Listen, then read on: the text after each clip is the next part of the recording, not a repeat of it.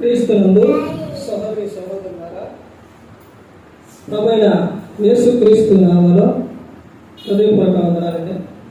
ముందుగా ఇంత మంచి సమయాన్ని ఇచ్చిన తండ్రి దేవునికి ప్రభువైన క్రీస్తు ద్వారా కృతజ్ఞతాస్తుతులు చూపిస్తున్నానండి. అందరూ బాగున్నారండి. వాక్యం చదువుకొని ప్రార్థన చేసుకున్న తర్వాత పాఠంలోకి వెళ్ళాలండి. యోహాను గారు రాసిన సువార్త 15వ అధ్యాయం, యోహాను గారు రాసిన సువార్త 15వ అధ్యాయం 7వ వచనం.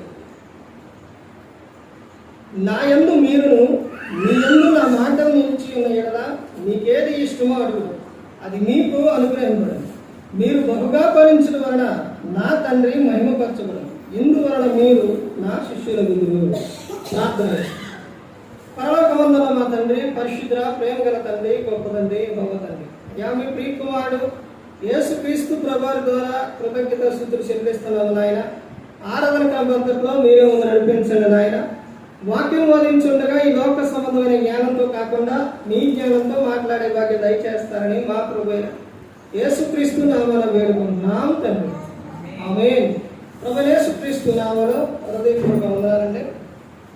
దేవుని కుమారుడు యేసుక్రీస్తు ప్రభువారి లోకానికి వచ్చిన తర్వాత పరలోక రాజ్యం సమీపిస్తుంది కనుక మారు మనసు పొందమని ప్రకటింప.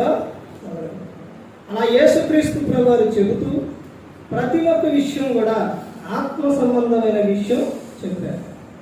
దేవుడు మానవ నుండి అంటే మనిషి నుండి కోరుకున్న ఒక విషయం ఏంటి అని అంటే, ఈ మానవాళి ప్రతి ఒక్కరూ కూడా భూమి మీద సంతోషంగా ఉండాలి, ఆనందంగా ఉండాలి, వాడు ఫలించాలి, అభివృద్ధి చెందాలి. దేవుడు కోరుకున్న విషయాలండి. ఎప్పుడు చెప్పారు ఇవన్నీ? ఆదిలోనే చెప్పారు.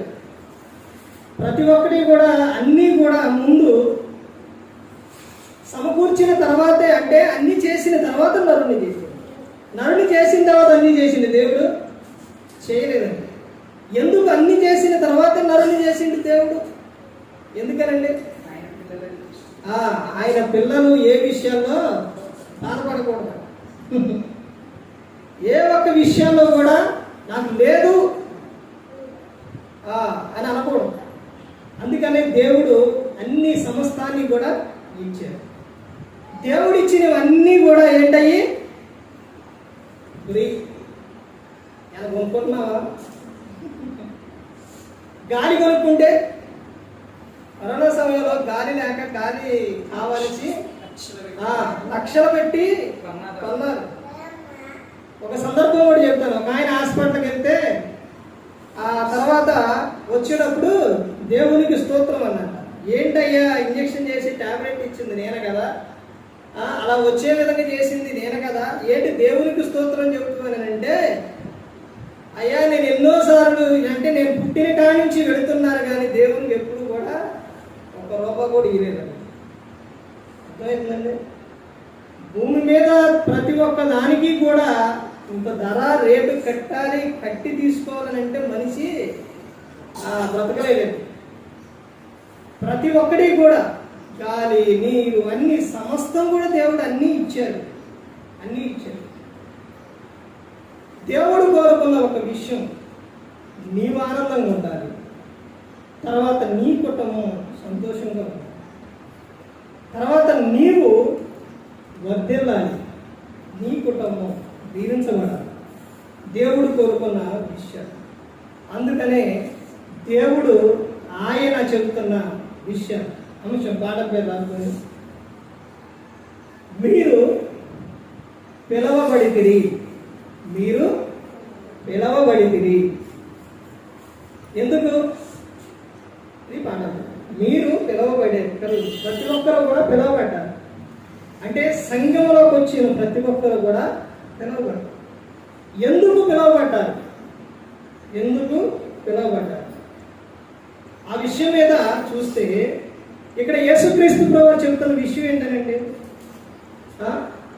మీ యందు నా మాటలను ఇక్కడ ఏమో చెప్తున్నారు చూడండి, 7వ వచనంలో, నా యందు మీరును మీ యందు నా మాటలను నిలిచి ఉన్న ఎడల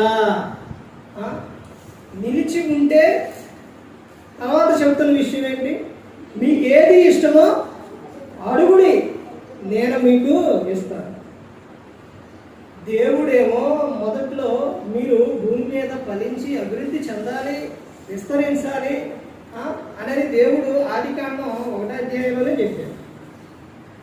యేసుక్రీస్తు ప్రభువు వచ్చిన తర్వాత ఆయన చెబుతూ మత్తయి సువార్త 7వ అధ్యాయం 7వ వచనంలో చెప్పిన విషయాలు ఏంటంటే, అడుగుడి నీకు ఇవ్వను, వెతుకుడి నీకు దొరుకును, తట్టుడి నీకు ఇవ్వను. ఏమన్నా చేస్తున్నారండి? బిజీ, అన్ని విషయాల్లో బిజీ. ఉదయం లాగానే పనుల విషయాల్లో బిజీ, తర్వాత జాబ్ విషయాల్లో బిజీ, అన్ని విషయాల్లో బిజీ. ఇక దేవుడితో మాట్లాడుకునేది ఎప్పుడు? నైట్ రాత్రి అయ్యిందంటే అన్నీ చేసి అలసిపోవాలి. ప్రభువా వందనాలు, రెస్ట్. ఇంకెప్పుడంటే దేవునితో మాట్లాడుకునేది? దేవునికి సమయం ఇవ్వాలండి, దేవునికి సమయం ఇవ్వాలి, దేవునితో మాట్లాడుకోవాలి. దేవుడు చెప్తున్న విషయం చూడండి, అడిగితే నేను ఏం చేస్తాను?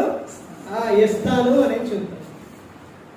మీరు అడగట్లేదు కాబట్టి మీకు ఏది కూడా దొరకట్లేదు.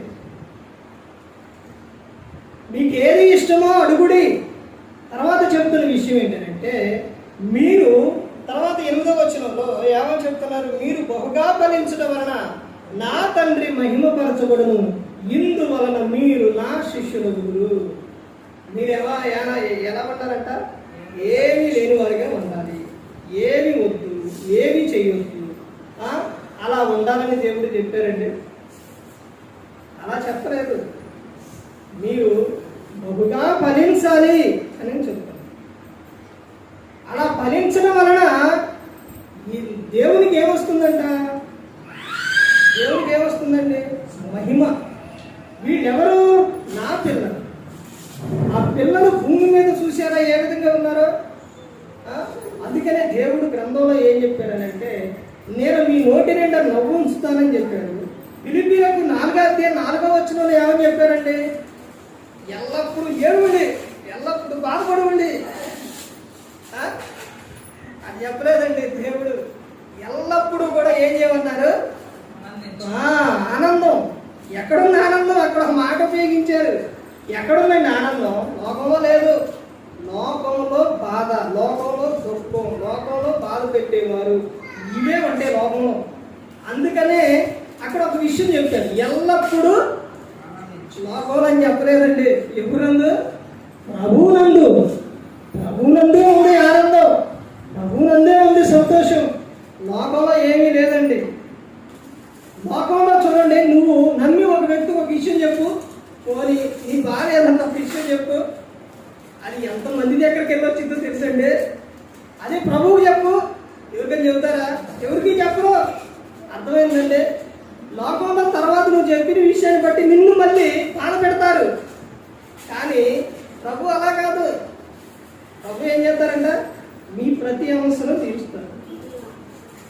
ఆ తర్వాత ఎప్పుడైనా ఒక రోజున నువ్వు ఆరాధన కానీ ప్రార్థన కానీ ఒకవేళ రాకపోతే ఆ తర్వాత ఇదిగో వాళ్ళు నాకు ఎలా చెప్పారు అని మొత్తానికి చెప్తారనుకున్నారా? చెప్పరు. అదే నువ్వు ఒక వ్యక్తితో ఒక రోజు 2 రోజులు మాట్లాడుకుంటు నువ్వు చెప్పిన విషయాన్ని ఏం చేస్తారు? వెంటనే అంటే నాకు అర్థం ఏంటనుకున్నాను, మొత్తం వెళ్ళిపోతూనే ఉంటుంది. మనిషికి ఉన్న మనిషి స్వభావం అది. అర్థమవుతుందండి? కానీ దేవుడు అలా కాదు. అందుకనే చెప్తున్నారు, ఎల్లప్పుడూ కూడా ఎవరు ఎంత ఆనందించాలి? ప్రభువునందు ఆనందించాలి. ప్రభువులోనే ఉంది ఆనందం.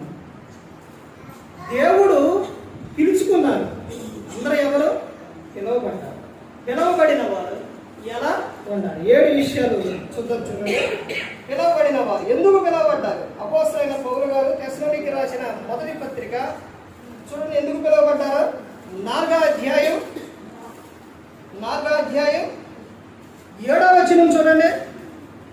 పరిశుద్ధులగుటకే దేవుడు మనలను పిలిచిన కానీ అపవిత్రులుగా ఉండుటకు పిలువబడలేదు. మొట్టమొదటి పాయింట్ ఏంటంటే, దేనికండి? దేనికి పిలువబడ్డారు? పరిశుద్ధులుగా ఉండుటకు పిలువబడ్డారు. దేవుడు కోరుకునేది ఏంటి అని అంటే పరిశుద్ధత. ఇప్పుడు ఒక విషయం ఏంటంటే, సంఘము వరుడు ఎవరనంటే యేసుక్రీస్తు. ఈ లోకంలో చూడండి, వివాహం నీకు ముందు ఆ అమ్మాయిని చూసుకోవడానికి అబ్బాయి వాడు వచ్చినప్పుడు అమ్మాయిని ఎలా పడితే అలా తీసుకొచ్చి అలా కూర్చోబెడతారా? కూర్చోబెడతారు. రెడీ చేసి అక్కడ కూర్చోబెడతారు. ఎందుకు అనంటే వచ్చిన అబ్బాయికి నచ్చాలి కాబట్టి.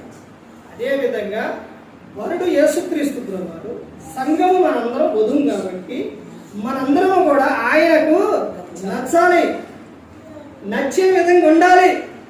ఇప్పుడు ఇంకొక అర్థమని చెప్తాను. ఇప్పుడు వివాహమై అక్కడికి వెళ్ళిన తర్వాత అమ్మాయి అక్కడికి వెళ్ళిన తర్వాత ఆమె ఇష్టానుసారంగా ఆమెకు నచ్చినట్టు ఉంటే కుదిరిద్దా? ఇప్పుడు ఆ వరుడు ఆయన ఎలాగైతే మంచిగా ఉన్నాడో ఏమో కూడా ఎలా ఉండాలని కోరుకుంటారు? అలాగే ఉండాలని కోరుకుంటారు.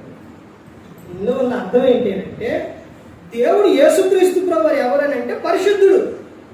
అందుకనే సంఘము కూడా ఎలా ఉండాలంట? పరిశుద్ధులుగా ఉండాలి. దేవుడు ఎందుకు పిలిచారు అని అంటే పరిశుద్ధులుగా ఉండుటకే పిలిచారు.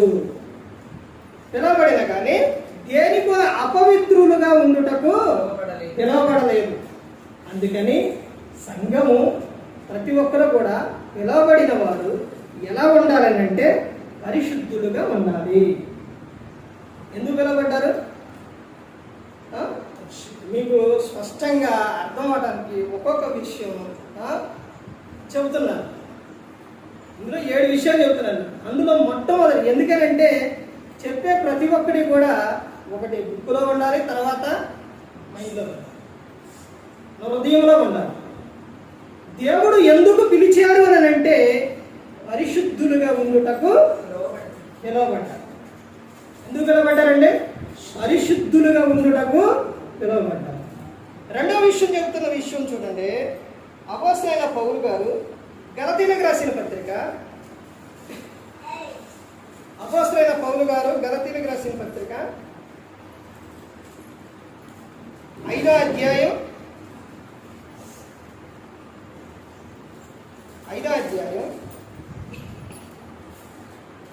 13వ వచనం చూడండి. సహోదరులారా, మీరు స్వతంత్రులుగా ఉండుటకు పిలువబడితిరి. అయితే ఒక మాట, ఆ స్వతంత్రమును శరీర క్రియలకు హేతువు చేసుకొనక ప్రేమ కలిగిన వారై ఒకరికొకడు దాసులై ఉండుడి. రెండవ విషయం, ఎందుకు పిలువబడ్డారంట? అక్కడే ఉందండి. ప్రతి ఒక్కటి చదవబడే ఆ వచనంలోనే ఉంటుంది అర్థం. మనం ప్రతి ఒక్కటి బైబిల్ నుంచే చూడాలి. ఎందుకు పిలువబడ్డారు అని అంటే దేనికోసం అంట?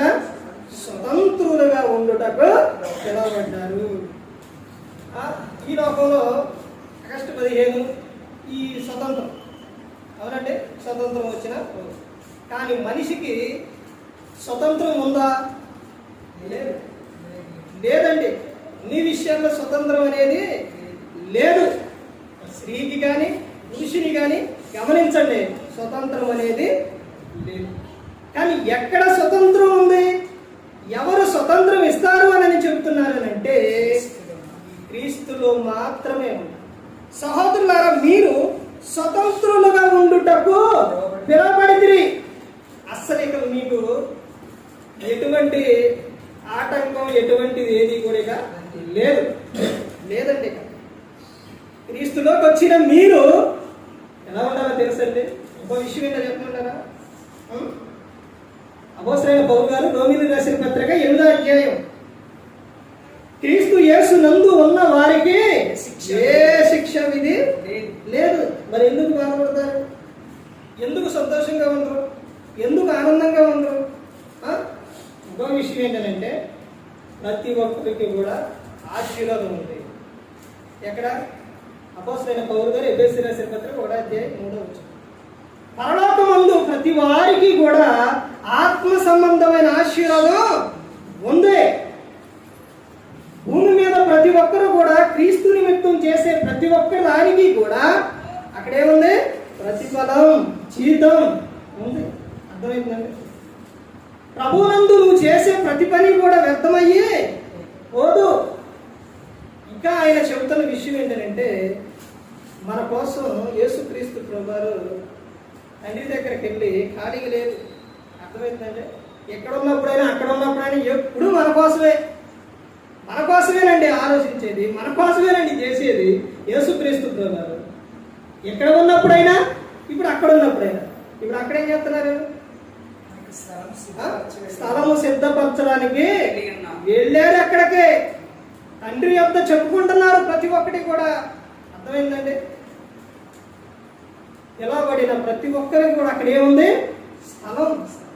దానిని బట్టి మీరు ఆనందించాలని ఆ శిష్యులతో ఒక విషయం యేసుక్రీస్తు చెబుతారు. ప్రభువా, మేము ఎట్టంటే దెయ్యాలు ఏమైపోతున్నాయి, వెళ్ళిపోతున్నాయి, లోబడుతున్నాయి, ఇవన్నీ మొత్తం అని చెప్పినప్పుడు మీరు అద్భుతాలు లేకపోతే ఎలాంటి ఎన్ని సూచక్రియలు వీటిని బట్టి కాదు, కానీ మీకు పరలోకమందు ఏముంది? స్థలం ఉంది. తర్వాత అక్కడ విషయం ఏంటంటే, జీవ గ్రంథంలో పరలోకమందు అక్కడ ఏమున్నాయి? మీ పేర్లు రాయబడి ఉంది. దానిని బట్టి సంతోషించు. మోసైన పౌలు గారు రోమియోలు రాసిన పత్రిక 16వ అధ్యాయం మొత్తం కూడా చదవండి. అక్కడ ఎంత విధంగా ఉంటుందో. ఇక్కడ చెబుతున్న విషయం ఏంటంటే, మీరు ఎందుకు పిలువబడ్డారనంటే స్వతంత్రులుగా ఉండుటకు. స్వతంత్రులుగా ఉండుట. దేవుడు చేయమన్నది ఎన్నో చేయమన్నాడు, చేయొద్దు అన్నదే ఎన్నండి ఎన్నో సందర్భాల్లో చెప్పాను ఈ విషయం. ఒక్కటి ఏంటది? ఒక్కటే దేవుడు చేయొద్దు. ఏంటది? పాపం. పాపం ఒక్కటి చేయి మాకు, మిగతా నువ్వు ఏదన్నది. అదే విషయం. పాపం అంటే ఏంటో చెప్పండి. పాపం అంటే ఏంటి? పాపం అంటే ఏంటి? చెప్పలేదు అనుకోండి, రేపు పొద్దున ఎవరైనా అడిగితే ఎలాగా? పాపం అంటే ఒకటండి. ఏంటో తెలుసండి? దేవుని ఆజ్ఞాతిక్రమే పాపం. ఆజ్ఞ అతిక్రమమే పాపం. దేవుడు చెప్పిన మాట ఏదైతే ఉందో అది వినకపోతే అది పాపం. ఇప్పుడు అక్కడ చేసింది వాళ్ళు అదే. ఎవరాళ్ళు? ఆదాము అవ్వము. చెప్పింది ఎన్ని చెప్పారు? ఒక్కటే. ఈ పండ్లన్నీ తినుండు కానీ ఒక్క పండు మాత్రం తినద్దు. ఎన్ని? ఒక్క చెట్టు పండు, ఒక్క పండు తినొద్దాం, అన్ని తినవండి. ఆ చెప్పిన వాడే ఇవ్వలేదు. అర్థమైందండి? మానవుడికి దేవుడు చెబుతున్న విషయం ఒకటే, పాపం మాత్రం చేయదు. మిగతా విషయాలు ఎలా ఉండు? సంతోషంగా ఉండు, స్వతంత్రులుగా ఉండు. అర్థమైందండి? యవనస్తులకు చెబుతున్న విషయం అదే. ప్రసంగి గ్రంథం 11వ అధ్యాయంలో చెబుతున్న విషయం. ప్రతి ఒక్కటి చదివించుకుంటూ పోతే సమయం సరిపోతుంది. నిన్న సేవకుల మీటింగ్లో కూడా రిఫరెన్స్లు వాటి వాక్యాలు చెప్పుకుంటే వెళ్ళాను, కానీ చదివించాలి. ఇచ్చిన 10 నిమిషాలు తెలుసండి? 10 నిమిషాలు. 10 నిమిషాల్లో ప్రసంగం చేయాలి, 10 నిమిషాల్లో చెప్పాలి. ఆ 10 నిమిషాల్లో రిఫరెన్స్ తీసి చదివితే అయిపోయింది. అందుకని రిఫరెన్స్, దాని వాక్యం అవన్నీ కూడా చెప్పాలి. అలా చెప్పి ముగించినప్పుడు దేవుని కృప ద్వారా అక్కడ ఉన్న ఆయన 10 నిమిషాలు కూడా అవలేదండి, 7 నిమిషాల్లో సుమారు 10 రిఫరెన్స్లు చెప్పిండండి. అది ఒక దేవుని కృప కాపుదలండి. అర్థమైందండి? ఇక్కడ చెబుతున్న ఒక సందర్భం ఆయన ఏం చెబుతున్నారనంటే, యవనస్తులకు ఏం చెబుతున్నారు? నీ హృదయం ముందు ఎలా ఉండాలంట? సంతోషంగా ఉండు, ఆనందంగా ఉండు. యవన ప్రాయం చాలా గొప్పది. అర్థమైందండి? ఒక్కసారి పోయింది అనుకోండి, మరలా రాదిక. అర్థమవుతుందండి? అందుకని నీ యవన కాలమందు నీ హృదయం యొక్క ఇష్టం చొప్పున, కోరిక చొప్పున నువ్వు జీవించు. కానీ దేవుడు చెప్తున్న విషయం చూడండి, ఏమని చెప్తున్నారు? అయితే వీటన్నిటిని బట్టి తీర్పులోనికి తెచ్చునని గుర్తుంచుకో. ఆ స్వేచ్ఛలో నువ్వు తప్పు చేసావనుకోండి, ఆ స్వేచ్ఛలో పాపం చేసేవనుకోండి తీర్పు ఉంది నాయన జాగ్రత్త అని చెప్తాను. ఎక్కడ చెప్తున్న ఒక విషయం కూడా అదే. ఏమని చెప్తున్నారో చూడండి, 13వ వచనం ఏమని చెప్తున్నారంటే, సహోదరులారా మీరు స్వతంత్రులుగా ఉండటకు పిలువబడితే, అయితే ఒక మాట ఏమని చెప్తున్నారు, ఆ స్వతంత్రమును శరీర క్రియలకు హేతువు చేసుకొనక. దేవుడు స్వతంత్రం ఇచ్చింది కదని ఆ స్వతంత్రాన్ని దేన్ని హేతు చేసుకోకూడదంట, శరీర క్రియలకి. శరీరాన్ని సంతోషపెట్టే విధంగా శరీరాన్ని సంతోషపెట్టే కొన్ని విషయాలు ఉన్నాయి. ఏంటో చెప్పండి, చెప్తున్నారు కానీ పెద్దగా ఏంటి అయ్యి శరీరాన్ని ఏంటది, నేత్రాశ, జీవకులము, శరీరం. అర్థమైందండి. ఇవి ఎక్కడి నుంచి వచ్చినాయి అంట, లోకంలో నుంచి పుట్టినాయి. తర్వాత తినుము తాకుము సుఖించు, ఇవి కూడా శరీరాన్ని సుఖపెట్టి. అంటే ఈ విషయాల్లో శరీరాన్ని నువ్వేం చేసుకోకూడదు, ఆస్పదం చేసుకొనక. తర్వాత అక్కడ ఏమని చెప్తున్నారంటే, హేతువు చేసుకొనక ప్రేమ కలిగిన వారే ఒకరికొకడు దాసులై ఉండుడి. ఒకరి ఎడల ఒకడు ఎలా ఉండాలంట, దాసులుగా ఉండాలి. నువ్వెంత, లేకపోతే ఇంకా కొన్ని పదాలు ఉపయోగిస్తాను, అర్థమవుతుందంటే అలా కాకుండా ఒకరి పట్ల ఒకరు ఏం కలిగి ఉండాలి అని చెప్తున్నారంటే ప్రేమ కలిగి ఉండాలని చెప్తున్నారు. ఎందుకని, నాకు స్వతంత్రం వచ్చింది, నువ్వెంత పదాలు నువ్వెంత లెక్కలా అంటారు, ఇవన్నీ అంటుంటారు. అలా కాదు, దేవుడు స్వతంత్రం ఇచ్చినది అది ప్రభువునందు ఆనందించాలి. ప్రభువులోనే స్వతంత్రం ఉంది. అర్థమవుతుందండి. తర్వాత ఇంకా 3వ విషయం చూడండి, అపోస్తలుడైన పౌలు గారు గలతీయులకు రాసిన పత్రిక, కొరింథీయులకు రాసిన మొదటి పత్రిక 7వ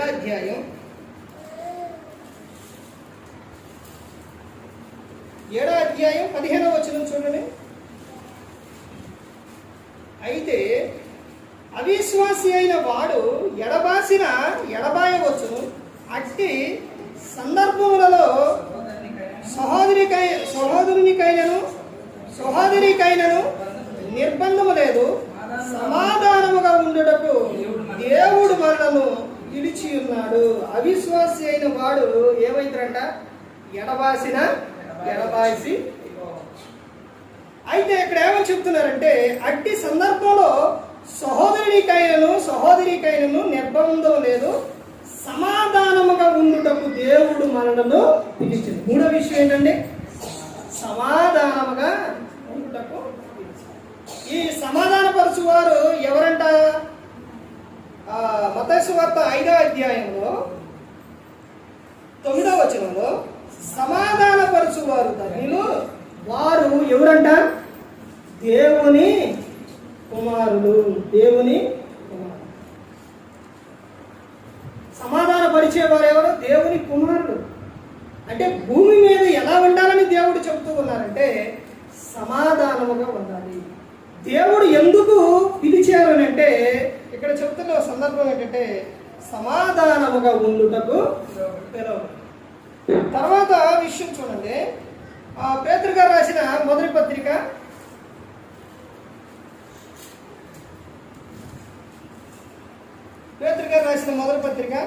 2వ అధ్యాయం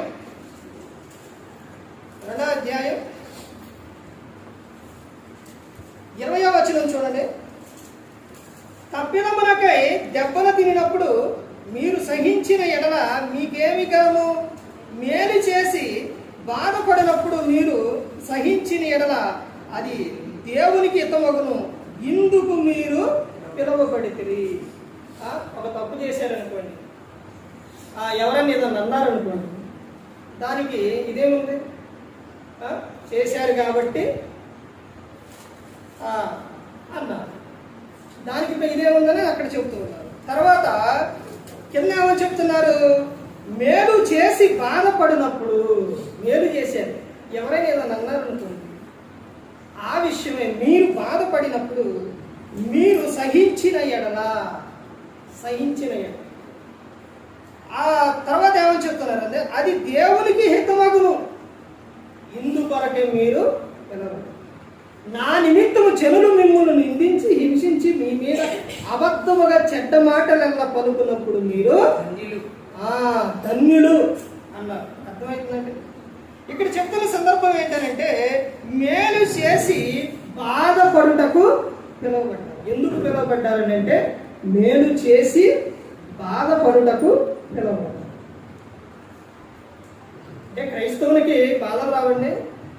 దేవుని నిమిత్తం నువ్వు చేసినప్పుడు ఎవరో ఒకళ్ళు ఏదో ఒకటి నిన్ను ఆ విషయమై నువ్వు బాధపడినప్పుడు ఆ విషయంలో నువ్వు బాధను అంటే నువ్వు ఏడవద్దు. కానీ ఒక విషయం ఏం చెప్తున్నారంటే ఆ విషయాన్ని బట్టి నువ్వు సంతోషించు అని చెప్తున్నారు. ఇందుకొరకై మీరు ఏమని చెప్తున్నారంటే ఇందుకొరకై మీరు పిలవబడ్డారు. తర్వాత చూడండి ఇంకా ఏమని చెప్తున్నారు. పేతురు గారు రాసిన మొదటి పత్రికలోనే 3వ అధ్యాయం 9వ వచనం చూడండి.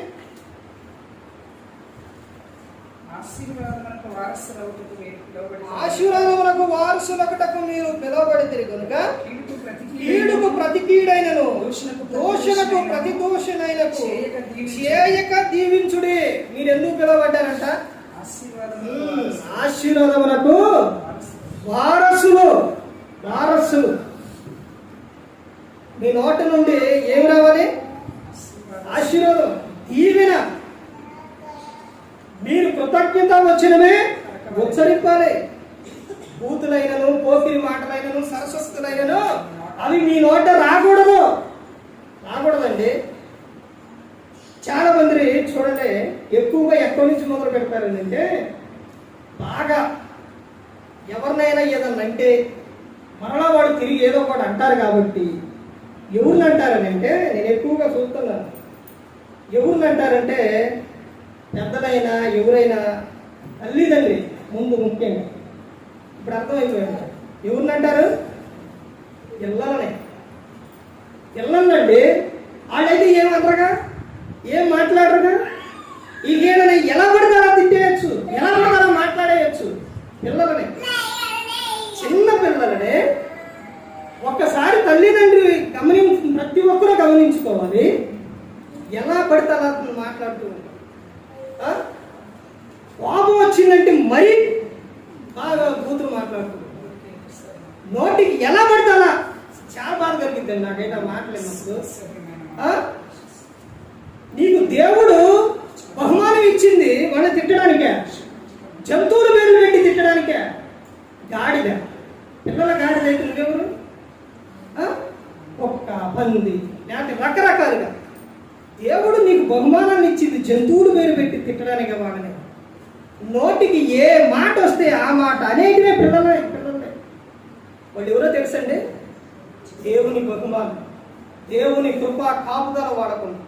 ఎప్పుడైనా చూడండి పెద్దలు ఎక్కడి నుంచి ఎక్కువ అంత దూరం నుంచి కింద పడితే దెబ్బ తగిలిద్ది, కాలు విరిగిద్ది, చెయ్యి ఇరిగిద్ది, ఏదో ఒకటి. ఎంత దూరం నుంచి అర్థమవుతుందండి.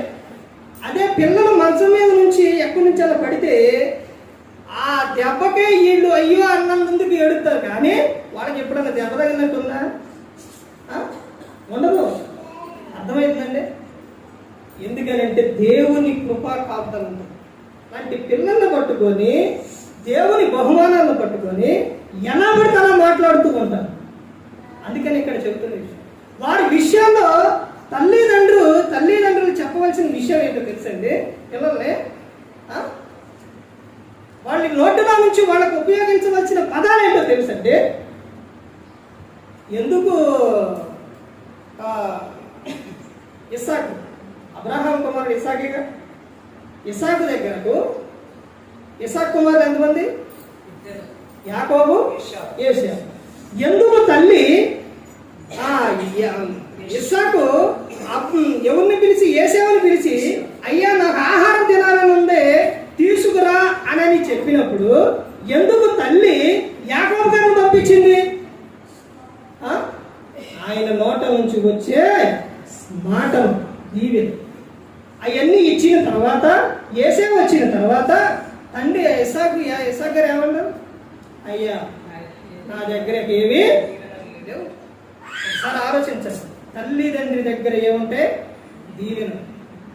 నువ్వు నీ పిల్లలు అరే నువ్వు ఎందుకు పలిగిరావురా, వేస్ట్, నువ్వు ఇంతే, ఆడు చూడు ఈడు చూడు, అసలు ఎలా పడితే అలా మాట్లాడుతూ ఉంటారు పిల్లలు.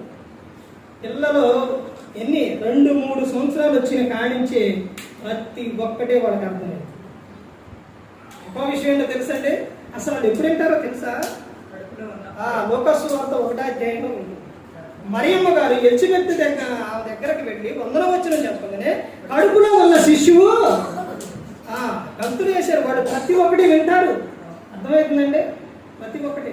అలాంటి పిల్లల విషయాల్లో తల్లిదండ్రులు వాళ్ళకి దీవెన ఆశీర్వాదం బదులు వాళ్ళకి ఏమిస్తున్నారు? శాపాలు. అర్థమవుతుందండి. ఒక తల్లి ఒక విషయం గమనించండి, ఆ పిల్లవాడికి ఏమీ రాదు, చదువు రావట్లేదు, రాబోయేసరికి ఎంత చెప్పినా రావట్లా, స్కూలు పంపిస్తున్నారు, అసలు ఏమి రావట్లేదు.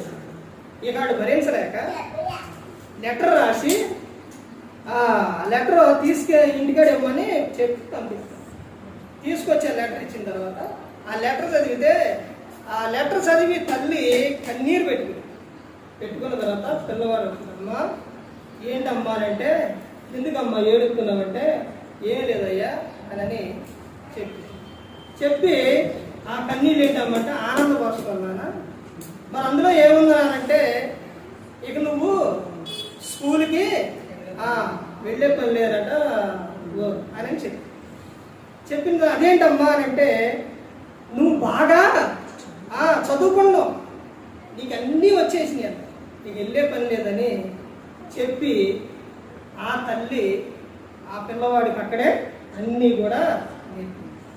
ఇప్పుడు ఆ పిల్లవాడు ఎవరు తెలుసా? ఈ రోజున మనం రైటింగ్లో ఉన్నామంటే అవి కనిపెట్టింది ఆయనే. అర్థమైందండి. తల్లి ఏం చెప్పింది? ఆ లెటర్ రాగానే అదే లెటర్ ఏంటనుకున్నావు, నీకు ఏమి రాదంట, నువ్వు ముద్దు అంట, నువ్వు పనికిరావంట అని అందండి. అనలేదండి. అర్థమైంది. తల్లి చిన్న వయసులో నుంచి ఒడిలో నుంచి పిల్లలకి ప్రేమ అవన్నీ ప్రతి ఒక్కటి కూడా నేర్పుకోవాలి. ప్రతి ఒక్కటి కూడా మంచి మాటలు వాళ్ళకి చెప్పుకోవాలి. యేసుక్రీస్తు ప్రభువారు లోకాసు వార్త 2వ అధ్యాయం 52వ వచనం, యేసు జ్ఞానమందును వయసునందును దేవుని దయందును మనుషుల దయందును వర్ధిల్లుచుండెను. ఇదిగో నాయన ఇదిగో ఇలా వర్ధిల్లానే చెప్పాలి. కానీ వాళ్ళు ఎలా పెడతారో తిట్టకూడదు, ఎలా పెడతారో మాట్లాడకూడదు. అర్థమైందండి. ఇంకా కొట్టే విషయాలు ఇప్పుడు దాకా ఏ విషయం చెప్పా? తిట్టే మాటల విషయాల్లో చెప్పా. ఇక కొట్టే విషయాల్లో కొంతమంది పిచ్చి, ఇక ఆ మాటలు ఉపయోగించకూడదని. కానండి ఎలా కొడతారని అంటే, వాళ్ళకు కోపం వస్తే వాళ్ళు అసలు ఎంత కొడతారంటే అట్ట కొడతారు. నేను కొంతమంది తండ్రులు చూశాను. తండ్రులు అయితే ఏం చేస్తారో తెలిసి ఇక చేతులు ఏది ఉంటే అది విసిరేస్తుంటారు. అర్థమైందండి. పిల్లలని ఎప్పుడు కూడా ప్రేమగా చూడాలండి, ప్రేమగా పెంచుకోవాలి. వాడు వయసు వచ్చిన తర్వాత ఒక స్నేహితురాలుగా నీ దగ్గరకు వచ్చి అన్ని చెప్పుకునే వారిగా ఉండాలి, కానీ దూరం అయిపోకూడదు. ఇదంతా ఎందుకు చెప్తున్నానంటే, ఆశీర్వాదములకు వారసులగుటకు మీరు పిలువబడితిరి. అందుకని కింద వచ్చినాల్లో జ్ఞానం చెబుతున్నారంటే, కనుక కీడుకు ప్రతి కీడైనను దోషులకు ప్రతి దోషులను చేయక దీవించుడి. అందుకే ఈ విషయాలు చెప్పింది. కీడుకు ప్రతి కీడు, దోషులకు ప్రతి దోషణ చేయకూడదు. అర్థమైందంటే నువ్వేం చేయాలి? దీవించాలి. ఎవరన్నా ఏమన్నా అన్నా కానీ నువ్వు బాగుండాలని కోరుకోవాలి, కానీ నువ్వు అట్టయిపోవాలి ఎట్టయిపోవాలని అనకూడదండి. తర్వాత ఇంకా విషయం చూడండి, ఇంక 2 విషయాలు చూద్దాం. ఆయన పేతురు గారు రాసిన మొదటి పత్రిక 5వ అధ్యాయం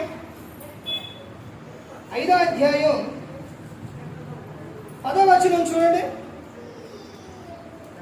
తన నిత్య మహిమకు క్రీస్తునందు మిమ్మల్ని పిలిచిన సర్వకృపానిధియగు దేవుడు కొంచెం కాలము మీరు శ్రమపడిన పిమ్మట తానే మిమ్మల్ని పూర్ణులుగా చేసి స్థిరపరిచి బలపరచును. యుగ యుగములకు ప్రభావం ఆయనకు కలుగును గాక. అంటే ఇక్కడ దేనికంటే పిలిచింది? నిత్య మహిమకు పిలువబడ్డారు. ఎందుకు మీరు పిలువబడ్డారంటే నిత్య మహిమకు. ఒకటి నిత్యం కూడా మీరు మహిమ కలిగి ఉండాలని. ఎక్కడ నిత్య మహిమ అంటే పరలోకం. అర్థమైందండి. తర్వాత చివరిగా చూడండి, దేనికి పిలువబడ్డారని అంటే అపోస్తలుడైన పౌలు గారు ఎఫెసీయులకు రాసిన పత్రిక 4వ అధ్యాయం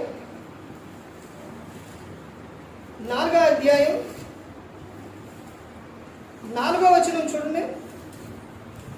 శరీరం ఒకటే, ఆత్మయు ఒకటే, ఆ ప్రకారమే మీ పిలుపు విషయమై ఒక్కటే నిరీక్షణ ఉండుటకు పిలువబడింది. ఒక్కటే నిరీక్షణ. అర్థమైందండి. అది కూడా ఎవరి యందు ఎవరిలోనంటే క్రీస్తునందే, ఇక వేరేది ఏమీ లేదు. అర్థమైందండి. ఇక క్రీస్తు యొద్దకు మీరు పిలువబడ్డారు. మీ నిరీక్షణ ప్రభువేనండి. ఏది కూడా ఇక లేదు. ఎందుకు మీరు పిలువబడ్డారు అని అంటే దేనికి పిలువబడ్డారు? దేనికి పిలువబడ్డారంటే పరిశుద్ధులుగా ఉండుటకు పిలువబడ్డారు.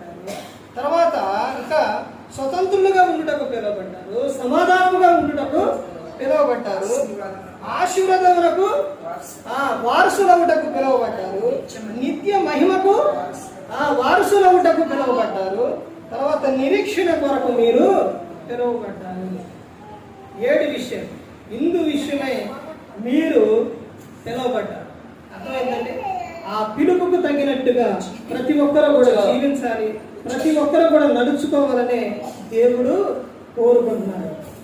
అందుకని యేసుక్రీస్తు ప్రభువు ఈ లోకానికి వచ్చి మనందరి కోసం సిలువలో తన ప్రాణాన్ని పెట్టి మరి ఈ విధంగా నిలబెట్టి మాట్లాడించాను తండ్రి. దేవునికి కృతజ్ఞతాస్తుతులు చెల్లిస్తూ ఇంతవరకు శ్రద్ధగా ఉన్న మీకు ప్రభు ప్రార్థన హృదయపూర్వక వందనాలు చెల్లిస్తూ ఈ మాటను ముగిస్తున్నా.